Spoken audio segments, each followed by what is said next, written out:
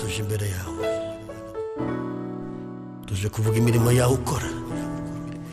Imana nishimwe inshuti z'Imana mukurikiranye gusenga rwa muri kano kanya. Ndagira ngo tuganire amagambo y'Imana ari mu gitabo cy'Imigani ibice 20 ku murongo wa 24. Igitabo cy'Imigani ibice 20 ku murongo wa 24. Haranditse ngo Uwiteka niwe uyobora imigendere y'umuntu, mbese umuntu yamenya ate inzira aganamo? Subiremo. Uwiteka niwe uyobora imigendere y'umuntu, mbese umuntu yamenya ate inzira aganamo? Imana nishimwe. Reka dusenga Imana. Mana mu izina rya Kristo wa Nazareti, uri Imana y'ububasha, uri Imana ikomeye, uri Imana ifite imbaraga n'ubutware, uri Imana yihagije. Tuguhaye ikaze na karibu muri aya magambo yawe. Ijambo ryawe ni ijambo riruhura, ijambo ryawe rirakiza, ijambo ryawe rirasura, ijambo ryawe rivura ibikomere, ijambo ryawe ryabayeho tutari twabaho. Ijambo ryawe tuguhaye ikaze ngo ukorere mu ijambo. Buri muntu wese ujye kumva aya magambo ahemburwa nawe mu izina rya Kristo wa Nazareti, amen. Nkuko nabwiye nitwarira Imana Werarisi, nkunda gusenga, ndi umupapa. Dusomye amagambo y'Imana mu gitabo cy'Imigani avuze ngo Uwiteka niwe uyobora imigendere y'umuntu, mbese umuntu yamenya ate inzira aganamo? Mbese umuntu yamenya ate inzira aganamo? Ndagira ngo ijambo uryibazeho nanjye ryibazeho. Uwiteka niwe uyobora imigendere y'umuntu. Niwe uyobora imigendere y'umuntu. Bivuze iki? Buriya tugenda Uwiteka aba turi imbere burya. Iyo tunavuga burya niwe utuyoboye. Burya ingendo zose wiri gukora burya Uwiteka aba kuri imbere. Kuko biravuze Uwiteka niwe uyobora imigendere y'umuntu, mbese umuntu yamenya ate inzira aganamo? Mbese umuntu akoze ikosa akiyobora, yamenya ate inzira aganamo? Ibi bintu by'uyu mugabo abivuyemo umuntu akabivamo akavuga ati kambirambike mbe nigendeye, yamenya ati inzira aganamo? Yayibyigwa ni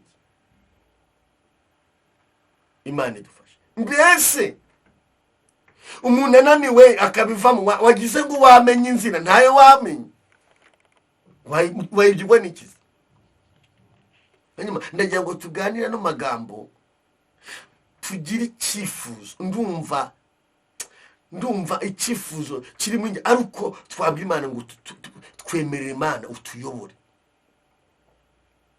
Uwiteka niwe uyobora imigendere y'umuntu, mbese umuntu yamenya ate inzira aganamo?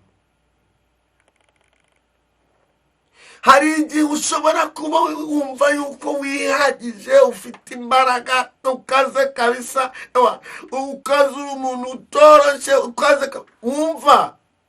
Uwiteka niwe uyobora imigendere y'umuntu, nta wundi. Mbese umuntu yamenya ati inzira aganamo? Iri jambo ndagira ngo uryumve neza. Iyo umuntu arimo ayoborwa n'Imana, ari kuyoborwa nayo, ari kuyoborwa Uwiteka kuri imbere. Nyinambwira Uwiteka kuri imbere wabiki? Nawe bireba Uwiteka akugiye imbere akakuyobora uzabiki? Uwiteka nakujya imbere mu byubamo akakujya imbere mu kazi kawe uzabiki? Uwiteka nakujya imbere akakujya imbere mu ngendo zawe uzabiki? Ese akujya imbere kubera iki? Niwe uyobora imigendere y'umuntu, akayobora intambwe, akayobora ibitekerezo, akayobora ingingo zose guhera ku mano kuzamura kugera ku musatsi. Niwe uyobora. Iyo umuntu yibesha agaponyoka akabivamo ahura n'ibibazo. Emera kuyoborwa n'Uwiteka. Imana ishimwe. Uyu muntu wemereye Uwiteka akamuyobora, icyambere akubera ibyiringiro. Icyambere akubera ibyiringiro. Iyo wemeye kuyoborwa n'Uwiteka, Uwiteka akubera ibyiringiro. Icya kabiri aguha amakuru. Iyo umuntu akuyobora umenya amakuru. Imana ishimwe. Nta gihugu ku isi gishobora kubaho kidafite abakiyobora, ntibishoboka. Iyo uyoborwa rero, iyo uyoborwa uhabwa amakuru, uhabwa amategeko, uhabwa ibyangombwa. Iyo wibeshye ukigira nabi uhura n'ibibazo, amategeko arakugonga. Hanyuma no mu buryo bw'umwuka nabwo umuntu ayoborwa n'Uwiteka. Iyo wibeshye ukabivamo uhura n'izindi ngaruka. Emera kuyoborwa n'Uwiteka kuko imigendere yawe izaba myiza. Imana ishimwe. Emera kuyoborwa n'Uwiteka, imigendere yawe izaba myiza. Nawe bire Uwiteka niwemera akakuyobora, ninde uzakuroga? Kandi akuri imbere.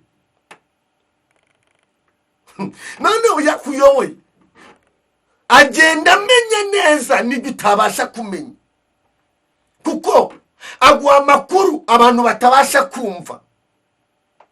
Iyo wemeye kuyoborwa n'Uwiteka aguhishurira ibintu bihishwe. Kuyoborwa n'Uwiteka. Imana ishimwe. Ndagira ngo ugire icyifuzo ubwire Imana ngo Mana, ndifuza kuyoborwa nawe. Undinde kuyoborwa ni n'amarangamutima yanjye no kwirwanaho no kwicira inzira, ahubwo mpa kuyoborwa nawe. Kuko ijambo ravuze ngo niwe uyobora imigendere y'umuntu. Umuntu ntabwo yamenya inzira aganamo. Umuntu ntabwo yamenya inzira, ntibyashoboka. Ntabwo wamenya inzira uganamo nshuti yanjye, ntabwo byakunda. Emera kuyoborwa n'Uwiteka. Ndagira ngo dufatanye tugire icyifuzo twese. Nshuti yanjye, emera kuyoborwa. Uzi umuntu wayobowe n'Uwiteka, uzi umuntu wemeye Uwiteka akamuyobora, aguha igikundiro, aguha agaciro, aguha ubwiza, aguha kurama, akurinda iminsi mibi, akwigisha neza, agucisha mu ruganda rutandukanye ukiga, aguha kumenya. Iyo wemeye kuyoborwa na Uwiteka, Uwiteka kubera byose. Ndagira ngo wifurize wemere kuyoborwa n'Uwiteka. Uramenye ntuzicira inzira. Emera kuyoborwa n'Uwiteka, Uwiteka azakubera byose. Emera kuyoborwa n'Uwiteka. Ngo kandi bajya wigira ngo uriyoboye. Emera uyoborwe. Uwiteka niwe uyobora imigendere y'umuntu. Uyu muntu uri muyoborwa n'Uwiteka ntakangwa n'abarara bacuragura, n'abarara batongera, n'abarara bahute. Oya,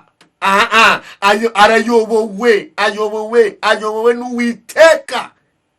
Leko sinima arayobowe.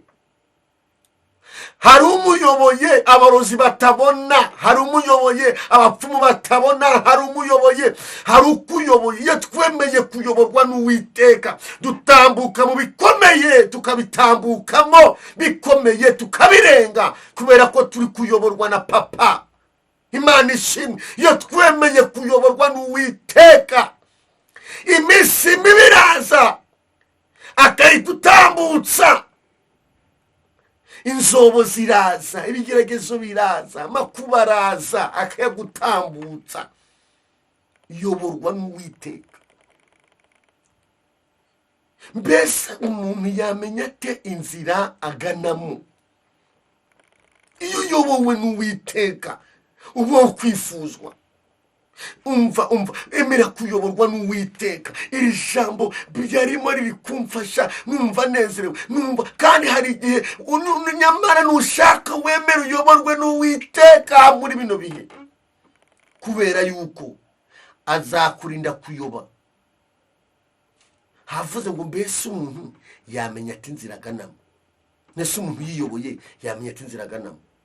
Umuntu yicira inzira akiyobora yamenya ati inzira aganamo. Umuntu yirwaniriye yamenya ati inzira aganamo. Hari abantu benshi tuzi bagiye birwanirira bageze kubikiza. Umuntu wese wicira inzira akava mu by'Imana akagwa agera kukiza. Umuntu wiba amasa akarambika agakiza agera kukiza. Haranditse ngo mbese umuntu yamenya ati inzira aganamo. Wikora ikosa ryo kuva mu gakiza. Irinde gukora ikosa uri kumwe n'uyu mugabo akuyoboye, kuko yakuyoboye agusimbutsa iminsi mibi. Neko sini mandala agusimbutsa ibyago n'amakuba. Ndagira ngo dusenge. Wifuze kuyoborwa n'Uwiteka. Wifuze kugendana n'Uwiteka. Wifuze kubana n'Uwiteka. Nugenda mu nzira ujye uvuga ngo Uwiteka, uracyari kumwe nanjye, uracyanyoboye. Ndifuza kuyoborwa nawe, kuko njyewe niyoboye ntabwo namenya inzira aganamo. Inzira ni nyinshi. Hari inzira ifunganye, hari inzira nyabagendwa, imihanda ni myinshi, ariko makuyoborwa nawe. Nubwo iyi nzira yawe iri ibintu bikomeye, ariko makuyoborwa nawe. Kuko ntiwibwire ko kuyoborwa n'Imana byoroshye. Hari ibintu byinshi bigucaho. Imana iguca ku bintu byinshi. Iguca mu kurara amajoro, iguca mu bitabi, iguca mu bigare. Hari ibintu igucaho, ariko imbere akazaba heza. Imana ishimwe.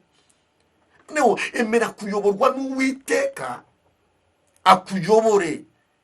Mwifurije kuyoborwa n'Uwiteka mu buzima bwawe bwose. Emera kuyobore, nakuyobora ntuzayoba. Reka dusenge Imana. Emera kuyoborwa n'Uwiteka. Emera kuyoborwa n'Uwiteka, nakuyobora ntuzayoba. Mana, mu izina rya Yesu Kristo wa Nazareti, ibintu byakura umuntu mu gakiza ni byinshi. Ibintu byatuma umuntu ayoba akava mu byizerwa ni byinshi. Ariko sabe umuntu wese imbaraga kugira ngo yemere kuyoborwa nawe. Kandi uwo wayoboye ntasitara, ntapfa gukenyuka. Na iminsi yaba minsi ikaba mibi, akagira iminsi mibi, kuko umuntu agaca mu ruganda urambera ukamwubaka ukamuvura ibikomere ugahindura amateka. Iyo wemeye Imana, iyo umuntu yakwemereye kuyoborwa nawe, umukuraho agasuzuguro k'abadayimoni, umukuraho imbaraga zimurwanya, umukuraho ibimutsikamira, umukuraho ibimusuzugura. Iyo umuntu yakwemereye ukamuyobora, amateka arahinduka. Nubwo abantu batabyemera, amateka arahinduka, kubera ko yemeye kuyoborwa nawe. Akaguha umwanya mu buzima bwe, akaguha umwanya mu byo akora, akaguha umwanya mu bucuruzi, akaguha umwanya mu mashuri, akaguha umwanya muri mariage, akaguha umwanya mu ngendo ze, akaguha umwanya mu mishinga ye. Akemera kuyoborwa nawe, akajya kugisha inama, yakugisha inama ukazimugira. Mwami Yesu, ndasenze buri muntu wese ngo umuhe kuyoborwa nawe, kuko uyobowe nawe ntazayoba. Urakoze Uwiteka kubikoze, mu izina rya Kristo wa Nazareti. Amen.